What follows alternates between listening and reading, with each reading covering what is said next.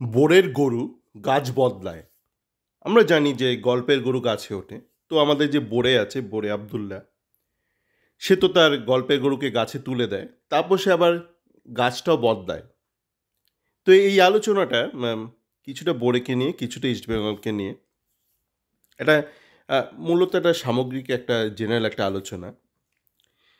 তো বোরে অ্যাম কয়েকদিন আগে ভিনেশ ফোগাটের এই ব্যাপারটা নিয়ে যে একটা অ্যাপিল হলো, সেটা নিয়ে অনেক গালভরা অনেক কথাবার্তা বলেছিল। আমার দৃঢ় ধারণা বোরে এইটা পেট বানিয়েই বলেছিল কনটেন্ট তৈরি করার জন্য। ও জানতো কী হবে। তো এখন মানে বোরে বুঝে গেছে যে কিছু হবার নয়। কারণ আমরা আগে আলোচনা করেছি, আমি আলোচনা করেছি। একটা পরিষ্কার একটা আইন লেখা আছে, আইনটা ভঙ্গ হয়েছে। এটা আমাদেরই ভুল, মানে আমাদের দেশের ভুল, ভারতের ভুল। তো এখন বোরে এইসব ছেড়ে দিয়ে হঠাৎ করে বলছে, কেন ওই জাপানি মেয়েটাকে লড়তে দেওয়া হলো? মানে বোরে এখন কাদের সাংবাদিক হয়ে গেছে জানি না। মানে ও ভারতের হয়ে গেছিল। ৭ জনকে নিয়ে গেছিল। ভারত ৬ টা মেডেল পেয়েছে। আগামীবার আশা করি ৮ জনকে নিয়ে যাবে। তাহলে অন্তত ৭ টা মেডেল পাবে। তো বোরে এখন হঠাৎ করে বলছে জাপানি মেয়েটাকে কেন লড়তে দেওয়া হলো?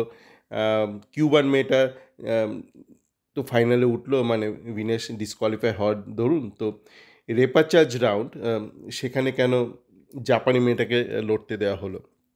এবার বলি রেপাচাজ রাউন্ডটা কি, আপনারা যারা জানেন না। অলিম্পিকে আপনারা তো জানেন নকআউট হয় রেসলিংয়ে, এবং দুজন ফাইনালিস্ট হয়। তো এই ক্ষেত্রে ৫০ কিলো বিভাগে মেয়েদের একটা ভিনেশ ফোগাট উঠেছিল, আর উঠেছিল একটা আমেরিকার একটা মেয়ে। তো এবার রেসলিংয়ে একটা গোল্ড একটা সিলভার, কিন্তু দুটো ব্রোঞ্জ থাকে। এবার দুটো ব্রোঞ্জ কীভাবে নির্ধারণ করা হয়, যে ধরুন আমেরিকার যে মেয়েটা উঠলো ফাইনালে, সে ওঠার পথে নকআউটে যাদের যাদের নকআউট করে করে গেছে পরপর, সেই সব মেয়েরা ধরুন এ বি সি তিনজনকে নকআউট করে সে ফাইনালে উঠেছে। তো এ বি এর সাথে আগে খেলবে, সেই ম্যাচ যে জিতবে সে সি এর সাথে খেলবে, সেই ম্যাচ যে জিতবে, এইভাবে মানে যাদের যাদের হারিয়ে এসছে মেয়েটা সেমিফাইনাল অবধি, তারা একের সাথে এক পরপর নকআউট খেলবে। যে সেমিফাইনালে হেরেছে সে একটাই ম্যাচ খেলবে, যে প্রথম রাউন্ডে হেরেছে সে সর্বাধিক ম্যাচ খেলবে। সেরকমই আরেকদিকে ভিনেশ ফোগাট যাদের হারিয়ে উঠেছে ফাইনালে, তারা আরেকটা রাউন্ড খেলবে, এবং এইভাবে দুটো ব্রোঞ্জ হবে, দুটো ব্রোঞ্জ মেডেল। এবার ঘটনা হচ্ছে ইউনাইটেড ওয়ার্ল্ড রেসলিং পরিষ্কার বলে দিয়েছে, যদি কেউ ডিসকোয়ালিফাই হয় তাহলে তার পরের জন যে আছে সে ধাপে উঠে আসবে। তো সেই না, আমি এটা শেয়ারও করেছি একটা স্ক্রিনশট, দেখবেন এই যে এই অডিওটা স্ক্রিনশটে। তো সেই নিয়ম অনুযায়ী প্রথম দিনের শেষে মানে ডে ওয়ানে তো প্রিলিমিনারি রাউন্ডগুলো সব হচ্ছে, মানে ফাইনাল টাইনাল সব নির্ধারণ হয়ে যাচ্ছে ডে ওয়ানের শেষে। তো যাকে রেকর্ড করার মাঝে একটা ফোন এসেছিল। তো যেটা বলছিলাম যে আমেরিকান মেয়েটা ফাইনালে ওঠার সময় যাদেরকে হারিয়ে উঠেছে তারা একের সাথে এক খেলে খেলে একটা ব্রোঞ্জ পাবে, এবং ভিনেশ যাদের হারিয়ে উঠেছে তারা একটা ব্রোঞ্জ পাবে, দ্বিতীয় ব্রোঞ্জ। এবার নিয়ম হচ্ছে প্রথম দিনের শেষে একটা নির্ধারণ হয়ে যাচ্ছে, মানে কে কে ফাইনালে উঠলো। সুতরাং যে দুজন ফাইনালে উঠলো, ধরুন ভিনেশ ফোগাট আর ওই আমেরিকান মেয়েটা, তারা যাদের যাদের হারিয়ে উঠেছে, তো তারাও জেনে যাচ্ছে যে তারা পরদিন রেপাচার্জ রাউন্ডে একটা সুযোগ পাবে, এবং তারা সেই মতো নিজেকে প্রস্তুত করবে। কেননা ওজনের ব্যাপারটা, ওজন কমানো, ওজনকে ৫০-এর মধ্যে রাখা, এটা কিন্তু সবার ক্ষেত্রে প্রযোজ্য, শুধু ফাইনালিস্ট দুজন নয়, যারা রেপেচার্জ রাউন্ডে উঠবে তাদেরকেও। তো তাদেরকেও সারাত্রি ধরে পরিশ্রম করতে হবে। আর বাকিরা তো জেনেই গেছে যে তাদের আর ভবিষ্যৎ নেই, মানে এই টুর্নামেন্টের জন্য তাদের গল্প শেষ। সুতরাং পরদিন সকালে আপনি কমন সেন্স নিয়ে ভাবুন, জানি না বোর্ডে আদৌ কমন সেন্স আছে কিনা। এত পড়াশোনা করেছেন না, মানে ভাবার সময় পায় না। মানে আপনারা যারা অনেকে খুব বেশি পড়াশোনা করেন, আমি জানি মানে অনেকে আছে, মানে তারা দিনরাত বই পড়ে। তো আমি বলি, ভাই তুমি এত বই পড়ো? বলে হ্যাঁ হ্যাঁ, রবীন্দ্রনাথ না পড়লে মানুষ হওয়া যায় না। আমি বললাম রবীন্দ্রনাথ নিজেও এত বই পড়েনি। বলে কেন, কে বললো? আমি রবীন্দ্রনাথ যদি এত বই পড়তো, রবীন্দ্রনাথ এত বই লিখতো কখন? মানে একজন ভালো লেখক, সে দেখবেন সারাদিন ধরে লিখে যাচ্ছে। তো সে যদি আবার সারাদিন ধরে বইয়ে পড়ে, তো লিখবে কখন? জীবনটা দেখবে কখন? তো সবসময় না অত পড়বেন না। পড়াশোনা করা দরকার, জ্ঞান বাড়ানো অবশ্যই দরকার, কিন্তু একটু চোখ কান খোলা দরকার, আর একটু নিজের সাথে সময় কাটানোটা খুব দরকার। নিজের মধ্যে একটু ভাবতে শিখুন, একটু ভাবাটাও একটু অভ্যাস করুন।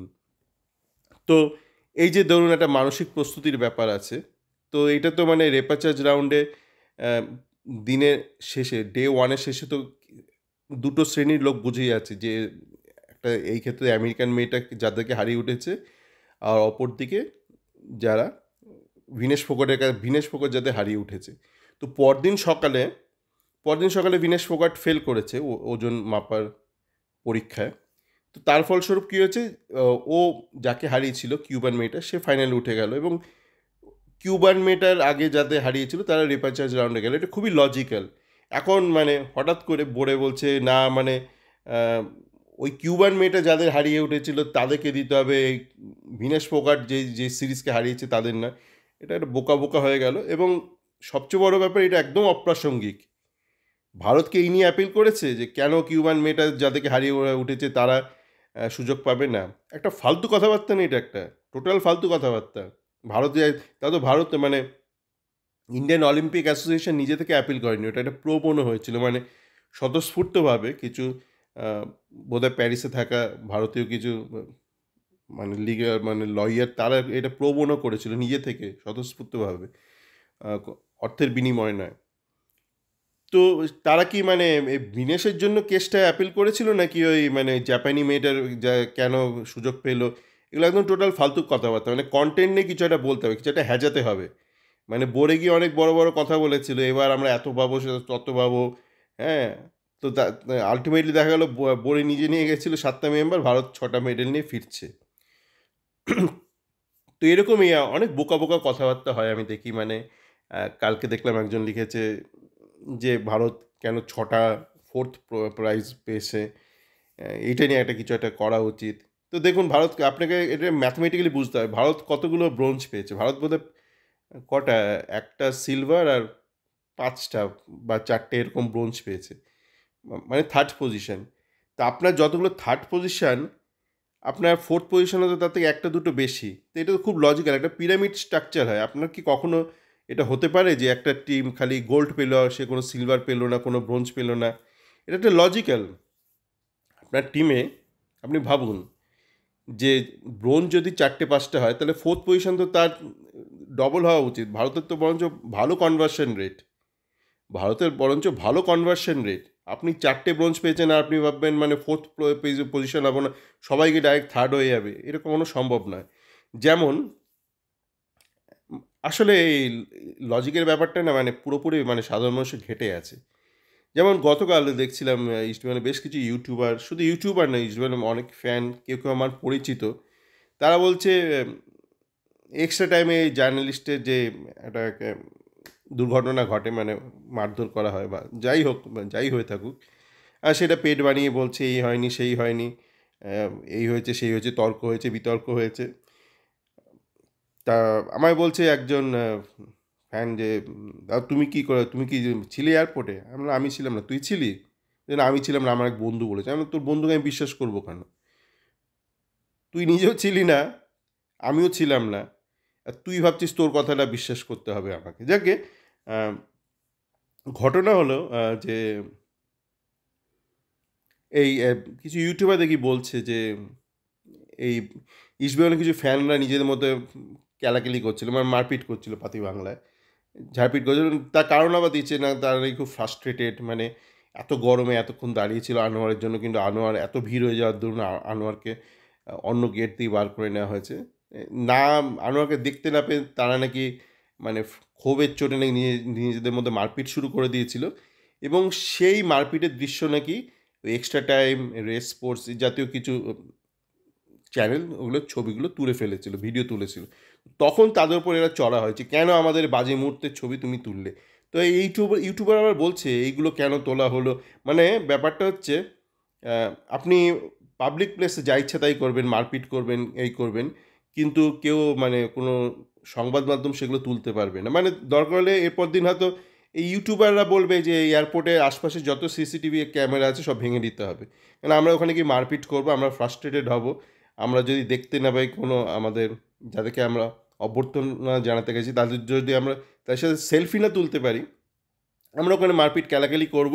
তো আশপাশে যত সিসিটিভিকে আছে, মানে ভিআইপি রোডে হোক বা আপনার ওই এয়ারপোর্টের চত্বরে, সবগুলো ভেঙে দিতে হবে। বা ওইগুলো ডিসকানেক্ট করে দিতে হবে, যতক্ষণ আমরা ওখানে থাকবো ক্যালাকেলি করবো। এরা ইউটিউবারগুলো মানে এদের এমনই এদের মানে জানি না এরা সমাজ মাধ্যমে আছে না সমাজ বিরোধী এরা।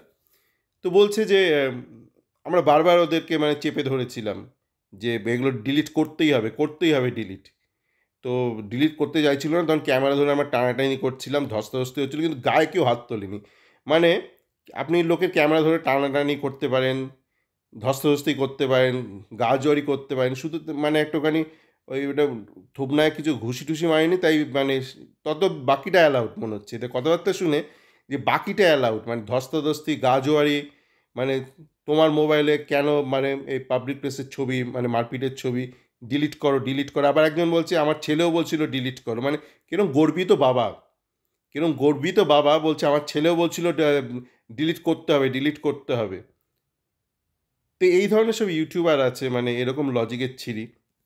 এই জন্যই এরা সব ভুলভাল খবর-টবর দেয়। ভুলভাল আপনাকে গল্প শোনায়। আবার গল্পের গরুকে এ গাছ থেকে ও গাছে, সে গাছে চড়িয়ে নিয়ে যায়। তো এটাই বলার ছিল, একটু লজিকের মধ্যে থাকবেন।